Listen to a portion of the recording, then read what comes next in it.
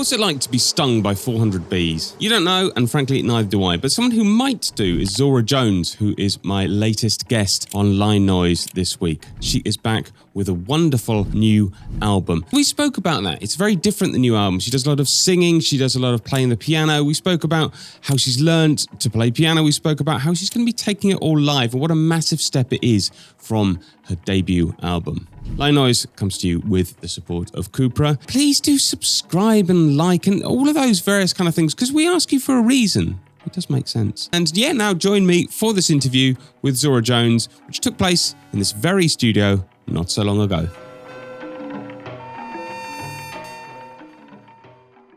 In the studio, Barcelona's own Zora Jones. How are you doing? Hi, I'm great.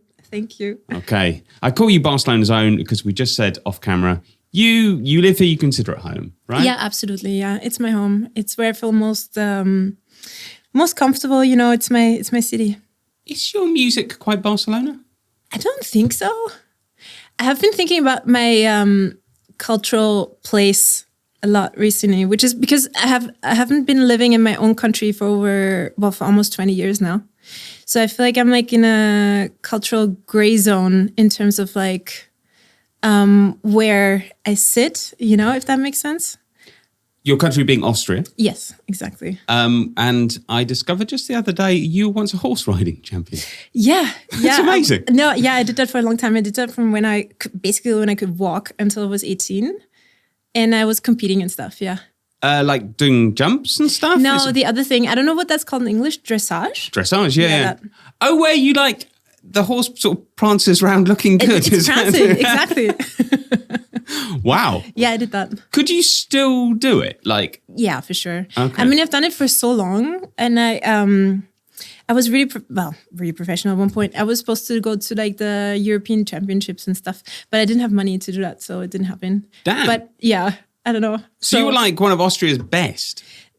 Maybe. Yeah, I'm going to say yes. Yeah.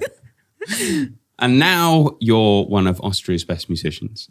Wow, thank you. Wow. That's what you said. I didn't say that, but thank you. It was a really tentative link from the horse as well. So, no, I'm definitely saying that. Thank you. Okay, so it's 6 years since your debut album, 10 Billion Angels. Wow. 6 years. Yeah, time flies.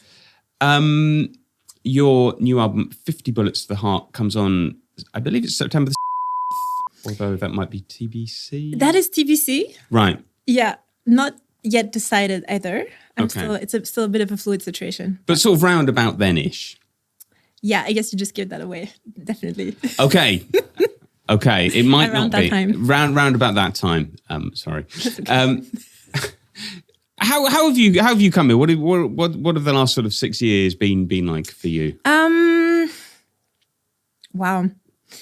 Very difficult, I would say. That was it's not like I wanted to take that long to release the album, you know. I think in the end I'm very happy that it happened this way, because I'm much happier now with the album, with what it could have been 3 years ago or 2 years ago. It changed a lot during the years. I think, I started working on it pretty much exactly after my first album came out, and just kept on making demos, kept on making music. And most of it until last year was quite instrumental. There was some vocals, like I've incorporated singing and songwriting to it. But like last year, I went through a very, very difficult time, which was a personal and professional breakup. So I'm not part of Fractal Fantasy anymore. And I think through that event, which was very difficult to say the least, I think the direction of the album also changed, because I made a lot of music last year that made it onto the album, and a lot of the songs that were on it before left, like the Fallen Soldiers, that I don't know what's going to happen with them, but we'll see. Is that because they don't kind of reflect where you're at the moment? Probably, yeah. Okay. Yeah. So it's a new label, which is called Belly Fat. Yes. It's a very nice name. Yeah. Why Belly Fat? I don't know. I like the name. Me too. No, I really like the name. I also, I don't know if you know Fat Farm. And is that a clothing brand? And Baby Fat. Yeah. Right, It's like two very iconic 2000s. Kind of reminded me of that as well. Okay, So okay. I just chose it because I liked it, to be honest. But it's a good name. I don't know. See, I had a vague theory, which was like that we all have a bit of belly fat, and True. it's like, I mean, well, you probably don't, but I do, you know. And it's like it's fine, you know. Don't worry about it. Everyone has it. But no, that was my theory anyway. Yeah. No. I mean, sure. So you are. It's kind of quite different, the new album, right? It's got a lot more singing. You're singing. Yeah. Why did you want to sing? Did it kind of come out of you? It's interesting to me that you say it's different because I saw my progression over the years, but other people, I guess, didn't see it, you know. I've been working on singing and songwriting for a very long time because it's something that I always wanted to do. And I don't like to be in a comfort zone creatively. So I always try to push myself a little bit further and be like in a 30% discomfort in order to grow. So as an artist and like grow my work as well. And like, I've been singing and songwriting or working on that for a very long time. And I think since it did take so long to release the album, I think the progression wasn't quite hearable. Although I have been singing in my live sets as well over the past years. So it's always been there. It's been like in the ether. But like on that album, I think I was able to execute ideas that I couldn't execute before, which there was some ideas that I tried to do on my last album that I couldn't quite technically get them where I wanted to.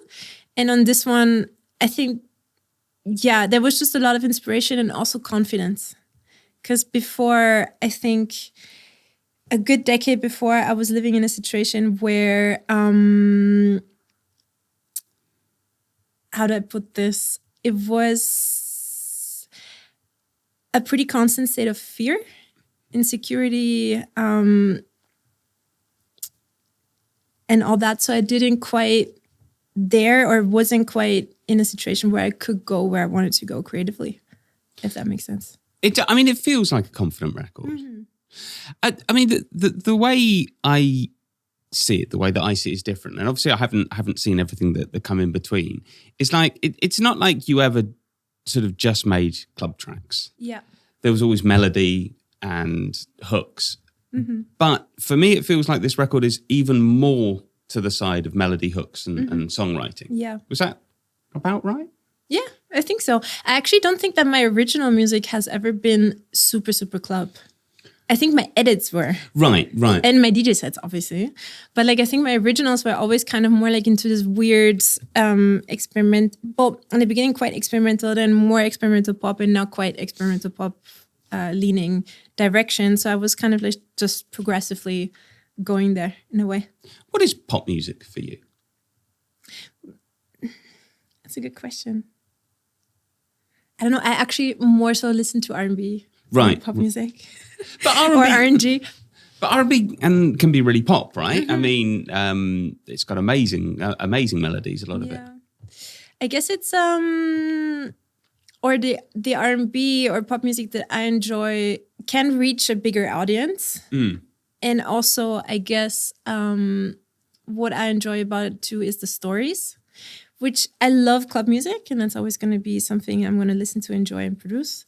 But I love also the capability of being able to incorporate stories through words into the music. And I think that's, what I really enjoy about R&B, pop music, rap, R&G. I haven't heard R&G for a while. Yeah. Is there an R&G revival? In my head. Okay. Make it real. Rhythm and grime, for anyone that doesn't know. What is like, how do you write a song? I mean, because do you sit down at a keyboard, get some chords and kind of sing over the top, or do you have words, or how do you do it? Like writing a song, writing the lyrics, or producing? I guess what's at the very start? How does it go from, having nothing to having a full song, you know, produced and ready to? I don't personally have a formula, to be honest. I kind of just follow the moment, as in, like, for example, my next single, which is coming out in 2 weeks, which is called Ultra Freak, I actually started on the treadmill. And so I was running and I had this idea. I had this like sudden idea of the hook and the melody, and I set it into my phone, and which is also the same recording that's actually on the song, because nice. It sounded better. Well, I wasn't walking on the treadmill at that point. I stopped the treadmill and I recorded the idea. So this is, for example, one way I started a song, but sometimes I'll like start with chords. Sometimes I'll start with drums.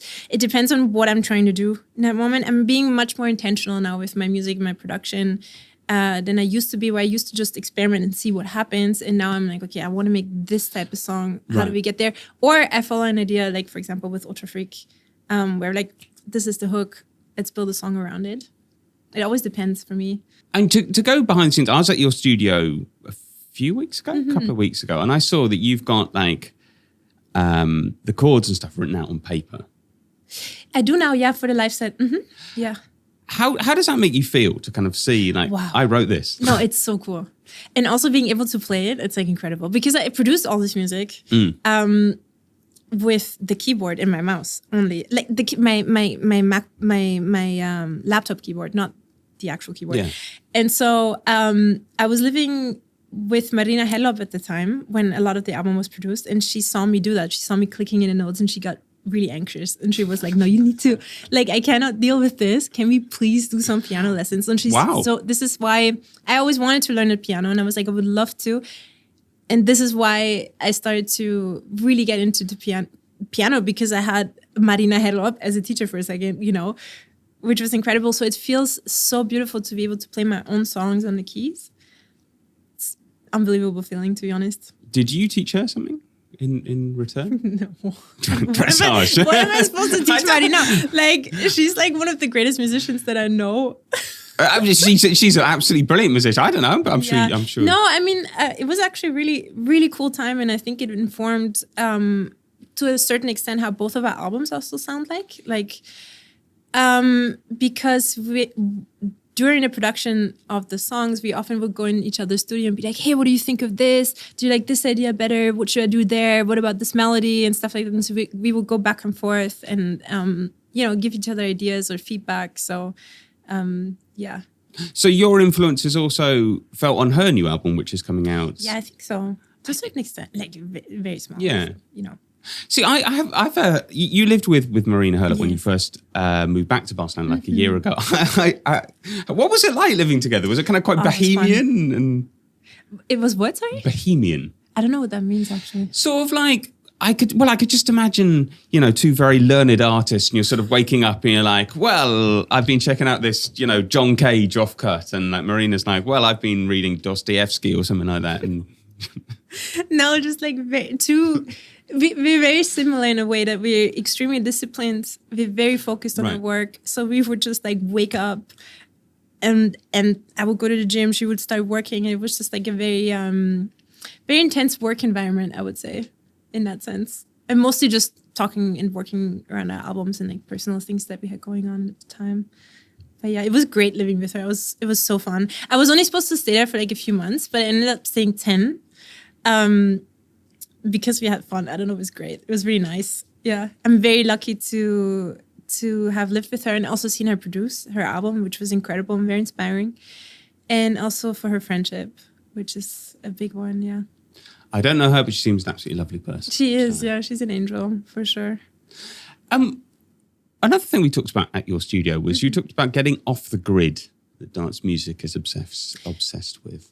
The grid? You mean like yeah. Yeah, well, like as in everything, like being locked to a grid. It's 4/4. It has to be exactly within. It has a purpose, right, for dance music? Yeah, because you want to be able to DJ it. But so if you go off grid, it's like, it's not possible. But yeah, Marina, that was also something that Marina influenced, for example, in the album. She pushed me with one song to like leave the grid and actually have it be played by a musician at that point, because at that point I couldn't play the song myself yet. I can now. But I gave basically the sheet music to one of her very good friends, an amazing musician, Adri, and he played the music live, and it absolutely changed how the song sounds like. It gave it. It's the same notes, it's the same composition, but being played off the grid by a person, it gives it a completely different context and a completely different life, than it had before. Like being completely, So I don't want to reveal all of the sort of details of the album, having already sort of hinted when it might be released. Because I have heard it. I've heard it many times. It's a brilliant album. But I did want to ask if you have like a favorite melody, like one melody where you're just like, that is such a hard question. No, I have so many favorites. I don't know. I have a soft spot for Full Moon. Right. But also because I can play it on the keys now. So I think that's why I'm really like focused on it at the moment. But I kind of love a lot of the melodies on it. It's very hard to pick a favorite, to be honest. There's also, I have a, attachment to some of the melodies also because they're referenced to other songs. Like, for example, Makeup Bag, I'm referencing Makeup Bag by The Dream. I don't know if you know the song. I don't actually know. Yeah. No. It's one of my favorite songs. It's funnily quite misogynistic. But it's like Thanks. It's great though, because what he's saying on the song is, if you ever do your girl dirty, just spend $5,000 on her makeup bag and it's gonna be fine, and I flipped it on Makeup Bag Part 2, which is coming out on the album. So you flipped it in the sense of lyrically. In what way? So if like somebody does you badly, don't take their makeup back or something like that? Or No, it's just not going to work with me. Oh, right. Okay. You heard it first. The Dream. Nice try, but Yeah. No makeup. So we've been sort of talking a bit about this, but you're taking the album live, and we're talking live. Tell us about, you're playing keyboards, singing. Yes. Okay. And hopefully, if I can pull it off in time, vocal looping. If not, I'll do it a bit further down the line. Like, there's a lot of room for complication, which I love. But yeah, what I tried to do with the live show, interestingly, there's a sentence that popped up in my head recently, which was, I want to give myself the opportunity to fail. Right. And I didn't quite know what that meant even. I was like, why am I even thinking that? But like, breaking it down, I wanted to get to a place where I have the opportunity to make mistakes and to like really get to a place where I push myself creatively, right? And not just stagnate in the same zone of comfort. It comes back to the comfort thing, which isn't the same as wanting to fail. I don't want to fail. Like, I don't want to be on stage like just like, fucking up or whatever, but I want to give myself the opportunity to go somewhere where I haven't been before. Right. I mean, as I understand it, there's no safety net, basically. There's not like a button you could, like, if things are going badly, there's not like a button you can just press to kind of... No, I do have safety nets, obviously. Okay, like, okay. I'm going to make sure that, like, if all fails, right, there's a button I can press and there's still music playing, because that would be pretty unprofessional if I just stand on the stage and just be like, oh my God, So there's a fail-safe, but I'm not planning on using it. When are you making the live debut? End of August at Mutech. Oh, of course, yeah, Mutech, Montreal, which is such an emotional place to be playing the album live for the first time and premiering a lot of the songs, because Montreal is a very important city to me creatively and personally, and I experienced a lot of beautiful memories there, but also a lot of pain. And so, yeah. I mean, is it going to be like more like a kind of live set, as in, you go and see someone and they play one song, the song finishes, they play another, as opposed to like, or is it more a little bit of DJ set-ish, like where it kind of... Yeah, it's like in between, like, I told my agents put me between the bands and the DJs. Good thinking, yeah. Like somewhere in the middle. I'm like the transition to that. That's kind of what it's going to be. And I mean, have they managed to do that? Because I know a lot, people do tend to think live or DJ, and people quite like to be able to put things in boxes, right? Yeah. But they found kind of places. I hope so. We'll find out. Okay. And how are you feeling? That's like 6 weeks away, roughly. Oh God, yeah, it is. I'm good. I'm still like very much in the failing zone. Like I'm still learning a lot of the pieces that I want to play live on the piano. Like so far, I'm planning on having 4 piano solos with vocals. Wow. Because it's like hard, you know. I have to play the piano and sing at the same time. It's not easy, but other people have done it before, so I can, you know, just kind of put in the work. Really, that's what I have to do. And then I want to like accompany a lot of the other songs with like chords, and then the vocal looping I still haven't figured out. But I mean, because I said looking at the sheet music, it's complicated. It's not like no. And did you just learn playing your own things, or did you kind of learn like, you know, other people's tunes as well? Like, I did, yeah. So, well, I've been taking piano lessons consistently since February. Before a bit on and off, but I have a wonderful teacher here called Max. And I have played mostly other people's songs until like 3 months ago, right? Which is when I started playing my own songs. So, yeah, both. Very steep learning curve, or very steep learning curve. Yeah, for sure. I spend like most of my time in the studio every day to just playing the same song over and over. It's going good though. Like I'm very happy about the progress. I think it's gonna, like, time-wise, I'm actually a bit ahead of what I thought I would be. So, did you learn instruments as a child? I did, yeah. I learned, I played the violin very well, which is something I want to pick up again after I played the piano better. But first I have to, you know. Violin? Yeah. Oh, nice. And so that probably helped you when it was learning to play piano. You weren't coming Maybe, probably. But I was really young and I played for like 5 years or something, and then I stopped for a very long time. So I don't know. So how could you pick that up again? Like, it's not an instrument you often see in sort of electronic music. No, I guess not. But I'm not really thinking about that ever. Like, I kind of just think about, okay, this is interesting to me, and this is where I want to go creatively. I'm not thinking the restrictions of like what electronic music is supposed to be, I guess. So we'll figure out how that will influence me. You talked about doing club edits earlier, yes, which are more clubby, that kind of thing. Are you still doing that, or is it all directed towards the album at the moment? Not at the moment, no. I'm kind of also just more interested in making originals, to be honest. Also making originals with other people. So I would love to like collaborate more. I have been collaborating with people anyway, which will come out after the album. People in Barcelona? No. Okay. People. No, I've made a lot of music with La Zoe.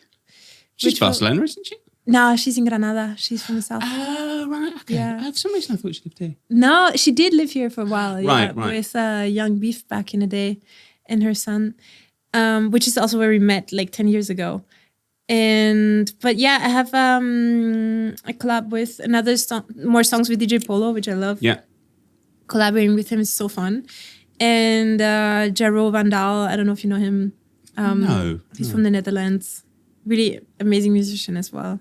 And so forth. Because you have been DJing. You did a long tour. Was that elements of live as well? I think you were singing as well, right? I was, yeah. Because like I love DJing, but I kind of wanted to push it a bit further and also just start, incorporating the vocals into the DJ set as well. Because I thought it would be fun, it would be interesting, it would be challenging. It was. It is. It's challenging in what sense? Like, well, incorporating vocal in a DJ set is not necessarily easy because it's not the easiest setup technically to do that because you basically can't hear yourself. So. Oh wow. Yeah, because you have really loud booth monitors just blaring at you. You kind of just hear what's coming out in that moment. So. How did people react? Because there aren't many DJs that sing along. There are a few, but like it's not often done. Were people kind of surprised at first, but like very positively? Like I noticed that. Well, here's the thing, right? Because how do I put this? Singing is super, super, super vulnerable. And I noticed if I put myself in a vulnerable place is when I reach connection with people. So when I picked up the mic and I actually started singing, people were like with me, you know. Where before, was great, was like, it was a party, like they were partying with each other, great, perfect. But this was actually like a different level of connection that we were reaching in that moment. And it's very, it was always positive, to be honest. I really enjoyed hearing the songs live. And you played quite extensively in China, which I find fascinating. Yeah, it was great. How was that whole experience? Awesome. Yeah, great. No, wonderful. Amazing people. Just China or like just the whole Asia tour? China. It just fascinates me because you didn't. I mean, I can't remember if you went to Beijing, but you went to places I had only read about. Which turns out was like same. 15 million people. Which is always the thing in China, right? A city you've never heard of before, but it's like 20 million people. Yeah. It blows my mind. But like, places that I'm guessing most DJs don't go. Yeah. Really interesting. Like, it's a very multifaceted country. I think every city is completely different. For example, I've been to Dalian, which is very much in the north, which is kind of like a fisherman's city. Like, it's by the sea, but it was so different in going to, for example, to Shenzhen, where Shenzhen is like a very technologically advanced city. Dalian was kind of almost seemed like stuck in the 90s, which was it's never seen before in China because I'm used to the very moving modern China, fast China, right? But like, it was great. It was really interesting. But the club in Dalian was crazy because I was like, okay, what am I doing here? Like, this is a city I've never heard of before. It looks like the 90s. This is going to be awkward. And then I come to the club. Turntables kind of. No, it was crazy. It was one of my favorite clubs. I come to the club and like, it was about 300 young, like, people looking gorgeous, like looking out of a sci-fi movie, just super interested in whatever I was doing, completely open to the music, which I did not expect. So it was a great experience. I've been sort of wondering to myself if there's, and I haven't really come to any conclusions, but if there's something particularly in your music that appeals to kind of a Chinese audience because it's kind of futuristic, and I didn't really come to any conclusions. I honestly think that just East Asian crowds are very open in general, to be honest. Like, they're very appreciative of new sounds, I would say. I said I'd keep you half an hour. We've been half an hour. Are you good? Do you have to rush off? Are you good? No, not at all. Okay. You can ask me 100 questions more if you like. I do have lots of questions, but like, as I said, I don't want to reveal all the things on the album. I didn't quite think about it. But we can talk about 50 Bullets to the Heart, the song, because it has been released officially. So we can talk about that. 50 Bullets, not 50 Bullets to the Heart. That's the album name, which was inspired by an 11-year-old boy from Arizona? Well, no. I mean... Or is that the album? Am I getting That's like, you're kind of mixing things a little bit. Like, so the 11-year-old boy from Arizona, now I have to like go back into my mind and like pull that story out. Hold on. So I think it was a boy who got stung by 100 bees or something. 400 bees. 400 bees. And I think he imagined himself going Super Saiyan, right? What was it? Summoning the spirit of his favorite Dragon Ball Z character, Vegeta? Yes, exactly. And he went like, he basically thought of himself as that superhero, and through that shot of adrenaline, he was actually able to survive those bee stings, which is... Wow. Yeah. And in a way, for me, the last good decade of my life was a lot of pain. And I don't know. I think I'm just like very resilient or something, but I kept on like fighting through, like imagining myself like getting through that pain and coming out better the other end. And in a way, the album is a manifestation of that. So you're a bit like this boy from Arizona, you know. I mean, kind of. I guess so, yeah. No, I've been through a lot in the last years. I've been through a lot, yeah. What do you think is going to surprise people most about the album? Probably the vocal, I suppose. Yeah, the songwriting, the stories that I'm telling. Probably, yeah. And is there like a very Barcelona moment on the record? What do you consider Barcelona moment? Well, I don't know. So I suppose something that you sing Spanish for a start. I do, yeah. I forgot about that. I won't say the. Oh yeah, I love that song. Yeah. I wrote that for somebody that I really care about still. Yeah. Why did you want to sing in Spanish? I didn't plan on doing that. It just kind of like poured out of me, we'll say. It felt right. It felt like the right language for the moment. I have a lot of respect for Spanish, which is why it's also not something I do very much, like writing in Spanish, because it's such a beautiful, complex language, you know? And but it made sense.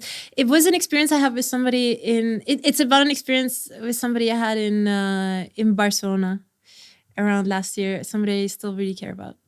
So, yeah. Last thing I wanted to ask, the album's coming out. It's, as I said, it's 6 years since the last one. It's been so much work. It's been learning to play piano, learning to sing. It's been producing the album. It's been scrapping songs. It's been writing new songs. How are you going to feel when the album comes out? I don't know. Probably overwhelmed. In a good way. Yeah.